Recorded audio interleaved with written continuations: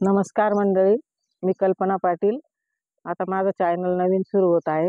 मी आज तुम्हाला साध्या सोप्या पद्धतीचं भोपळ्याचा थालीपीठ बनवून दाखवणार आहे।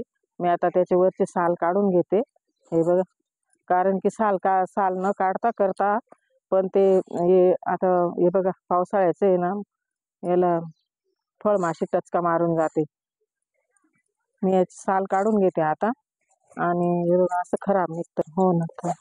हे बघा असं काढून घेते मी रप आणि भोपळ्याचं आणि या किसणीने किसून घेते। मी आता किस करून घेते। मी आता यातला किसून घेते मस्त। आणि तुम्हाला थालीपीठ कसे करता चालू मी तुम्हाला दाखवते। हे बघा छान किस पडतोय बघा, पांढरा शुभ्र मस्त।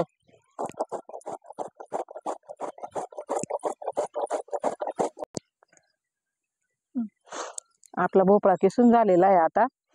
आणि मी आता त्याला हे बघा हिरव्या मिरच्या घेतल्या 5-6, त्याच्यात मी थोडासा लसूण आणि कोथिंबीर दळून घेतली, हळद घेतली, जिरं घेतलं आणि मीठ घेतलेलं आहे। मी आता हे एकत्र करते इथं। आणि त्याच्यामध्ये पीठ टाकते मी। 1 वाटी बाजरीचं पीठ घेते बघा, आणि 1 वाटी गव्हाचं पीठ घेते। मिक्स पीठ छान असता। आणि 1 वाटी डाळीचं पीठ घेते, हे बघा। आणि झटपट मी तुम्हाला आता भोपळ्याचे थालीपीठ किंवा कोंडाळे तुम्हाला मस्त आता करून दाखवते बघा। त्याला पाणी नाही लागत, त्या किसलेला असतं ना भोपळा, त्याच्यातच भरपूर पाणी असतं। थोडंसं लागलं तर वरून टाकायचं। हे बघा एकजीव करून घेते मी आता मस्त। असा गोळा करून घेते, थोडंसं पाणी घालते।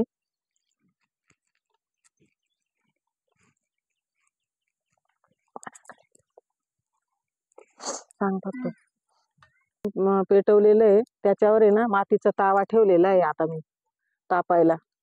आणि इकडं गोळा मळून घेते। हा बघा छान मस्त गोळा व्हायला लागला बघा तयार। कसं आहे भोपळं आहे ना, रक्तपातळसाठी डायबिटीसच्या माणसांना खायला खूप छान असतं।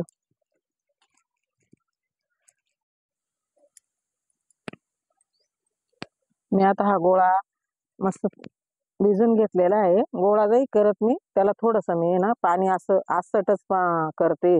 ताव्यावर टाकायचं असतं ना, मग ते काय फडक्याने नाही करत मी, कशानेच नाही, असे साधे सोपे सरळ मस्त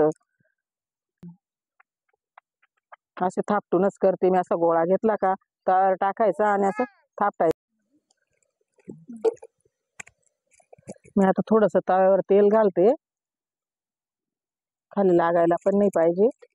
आणि ते तेल आहे का थोडंसं असं पसरून घ्यायचं, मातीचा तावा आहे तो। हे बघा असं आसट घ्यायचं बघा, तव्यावर टाकते बघा। त्याला हाताला थोडंसं पाणी लावून घ्यायचं। इतके छान आणि मस्त येताना हे कोंडाळे, तुम्ही खाऊनच बघा, एकदा घरी ट्राय करून बघायचे कसे येतात। तुम्ही परत मला कमेंट मध्ये सांगा, पाटील ताई तुम्हाला कोंडाळा लई भारी होतात, असं एकदम छान येतील बघा। असं पातळ केलं ना, जेवढं तुम्हाला बारीक करायचं तेवढं बारीक येतं, जाड येत नाही, काही नाही। असे ओलं पाडून द्यायचे मध्ये मध्ये, एकदम छान येतील बघा।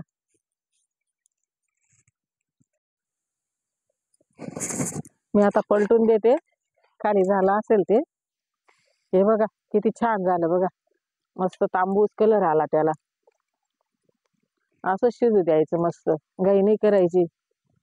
एकदम चव बाजूने जाळ लागतोय मस्त। आणि तवा आहे ना, तवा मातीचा तवा आहे तो। मातीच्या तव्याला काही लागत नाही, काही नाही, तेल पण कमी लागतं, एकदम छान येतात ते।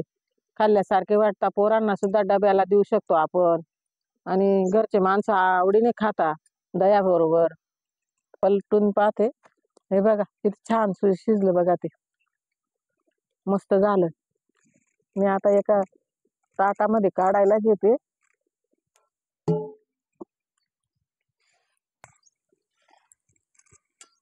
आता ताटामध्ये काढून घेते।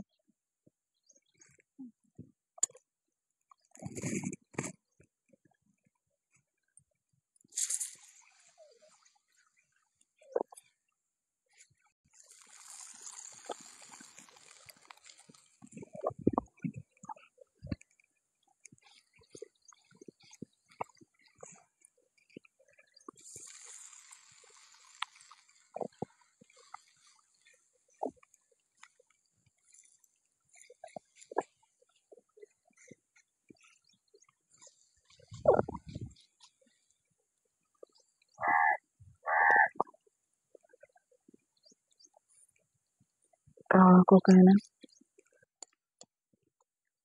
हे असं थोडस तेल टाकून देते आजूबाजू, म्हणजे चव छान येते. छान मस्त होतंय बघा. तवा चोबाजूने गरम झालेला आहे, एकदम मस्त येईल. आता खाल्ल्यासारखे वाटतं. असे मिक्स चांगले असतात, प्रोटीन असतं, हेल्दी असतात. आणि असे थोडेसे ओलं पाडून द्यायचे खाली. मी आता त्याला उलट करते. हे बघा किती छान आलं बघा.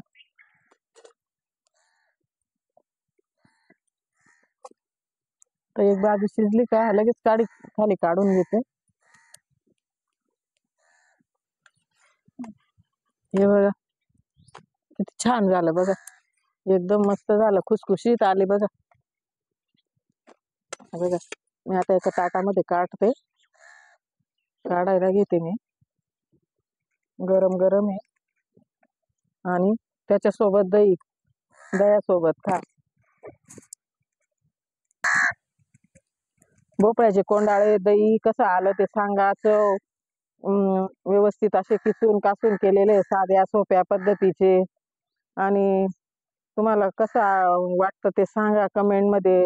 व्हिडिओला लाईक करा, सबस्क्राईब करा. ओम नमः शिवाय.